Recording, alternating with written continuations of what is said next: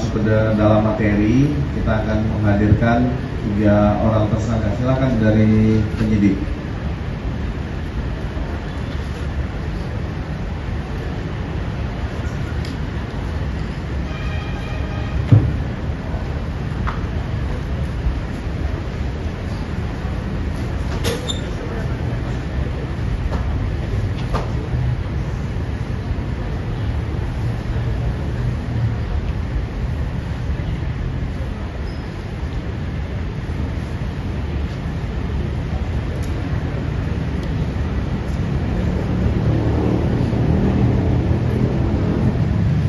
Cukup ya?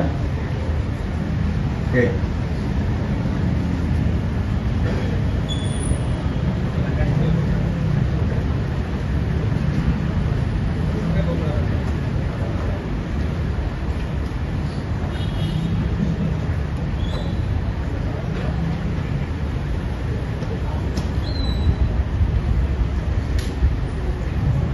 Terima kasih rekan-rekan media sudah hadir pelaksanaan konferensi pers siang ini, di mana pengungkapan perkara penyalahgunaan LPG bersubsidi. Sebelumnya kami Polda Metro Jaya menyampaikan selamat Natal 2025 bagi saudara-saudara yang melaksanakan, dan selamat menyongsong tahun baru 2026.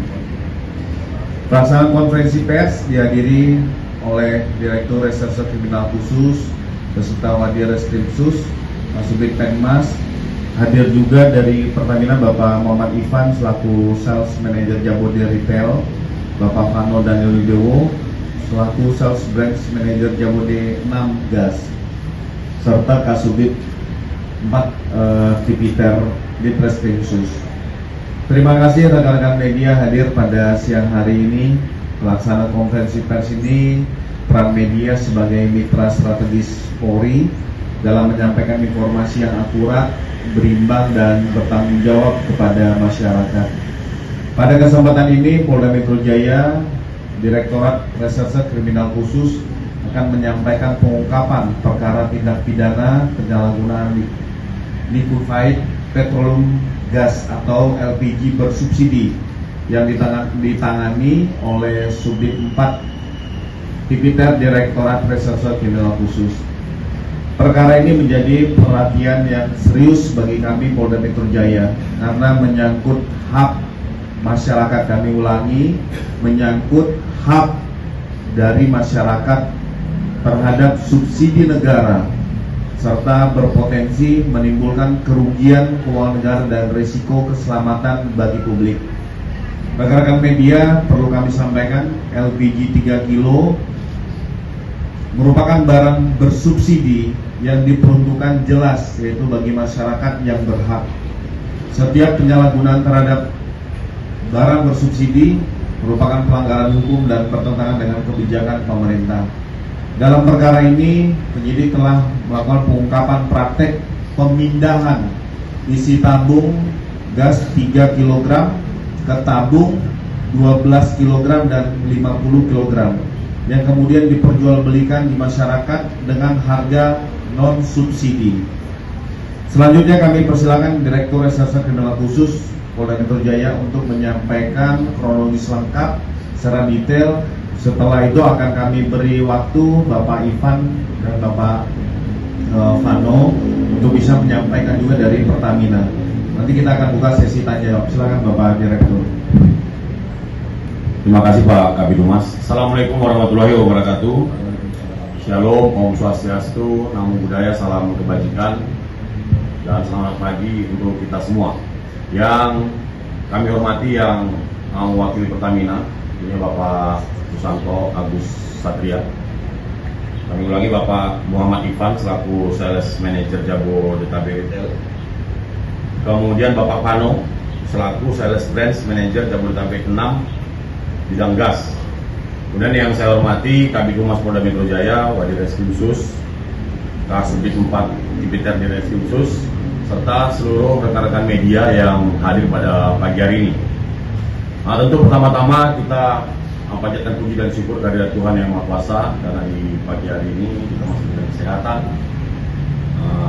dan kesempatan untuk berkumpul di tempat ini tentunya dalam rangka melaksanakan press conference terkait dengan pengungkapan tindak pidana di bidang minyak dan gas bumi oleh Direktorat Kriminal Khusus Polda Metro Jaya, khususnya Subdit 4 Tipiter. Dan sebagaimana kita ketahui pada pagi hari ini bahwa gas LPG ini merupakan barang yang disubsidi oleh negara, yang tentu penggunaannya juga harus melalui proses dan pengawasan yang ketat, sehingga ada aturan-aturan yang mengatur terkait dengan baik itu penjualan maupun penyimpanan terkait dengan gas LPG. Kemudian gas LPG ini tentu merupakan produk yang ditujukan hanya untuk masyarakat menengah ke bawah, yaitu UMKM, termasuk kelompok-kelompok berhak lainnya. Dan penyalahgunaan subsidi sangat merugikan negara, tentu juga masyarakat, khususnya masyarakat yang berhak.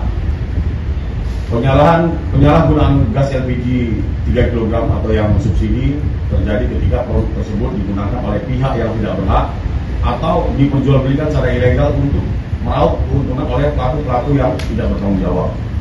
Adapun bentuk penyalahgunaan gas LPG 3 kg bersubsidi, yang pertama adalah meliputi penimbunan, kemudian penjualan di atas head, kemudian juga pemindahan yang tadinya gas tersebut gas bersubsidi yang 3 kg, kemudian dipindahkan menjadi non subsidi, yaitu gas yang 12 tabung 12 kg, termasuk juga tabung gas 50 kg. Penyalahgunaan gas LPG selain dapat merugikan negara, tentu dapat juga menimbulkan berbagai dampak negatif yang diakibatkan oleh pemindahan dari LPG 3 kg yang disubsidi oleh pemerintah kemudian ke tabung gas 12 kg non subsidi, dan juga gas LPG yang 50 kg. Tentu pemindahan ini tidak melalui proses yang aman, sehingga bisa menimbulkan risiko kebocoran, kemudian kebakaran, termasuk juga ledakan. Bagaimana pada tahun-tahun sebelumnya ini pernah terjadi, yang mana ini sangat berbahaya untuk menimbulkan ataupun baik mengancam keselamatan jiwa pelaku maupun masyarakat yang ada di sekitarnya. Termasuk juga selain dampak berbahaya tadi, ini juga berdampak untuk kesehatan, di mana ini bisa menyebabkan pernapasan, kemudian kehilangan kesadaran, dan juga termasuk risiko kematian apabila terhirup gas tersebut ada di dalam ruangan. Terkait dengan hal tersebut, tentu kami dari Direktorat Kriminal Khusus Polda Metro Jaya berhasil melakukan pengungkapan tindak pidana di bidang minyak dan gas bumi, khususnya terkait dengan gas LPG di 2 lokasi. Lokasi yang pertama ada di Jakarta Timur, dan yang kedua ada di Kota Depok. Dan tentu perlu kami sampaikan bahwa kami sudah menerbitkan 2 laporan polisi terhadap 2 TKP tersebut. TKP-nya tadi kalau di Jakarta Timur ada di Jalan Raya Kayu Tinggi, Kelurahan Cakung. Kemudian yang di Depok ada di Jalan Edi Santoso nomor 89, Kelurahan Ratu Raya, Kecamatan Cipayung. Perlu kami sampaikan kronologis pengungkapan ataupun penangkapan terhadap pelaku, di mana Subdit 4 Tipiter di Treskrimsus Polda Metro Jaya melakukan penegakan hukum terhadap 2 tempat atau 2 gudang, di mana yang pertama di Kota Depok, kemudian satu lagi adalah di Kota Jakarta Timur. Gudang tersebut dilakukan tempat penyimpanan gas 3 kg yang bersubsidi maupun juga tabung gas yang 12 kg maupun yang 50 kg. Saat dilakukan pemeriksaan, petugas menemukan barang bukti yakni tabung gas LPG ukuran 50 kg dan tabung gas LPG 12 kg. Hasil pemindahan dari tabung gas LPG kosong ukuran 12 kg yang berasal dari gas LPG yang bersubsidi yang berasal dari tabung gas LPG 3 kg. Ini menggunakan alat suntik untuk memindahkan gas tersebut. Bagaimana cara tersangka? Caranya adalah dia menjejerkan gas yang ukuran 12 kg kemudian setelah dijejerkan, kemudian gas yang 3 kg itu juga dijejerkan tapi dengan kondisi terbalik. Di sisi gas tersebut ini diisi oleh SS, ya, es batangan tersebut atau es balok.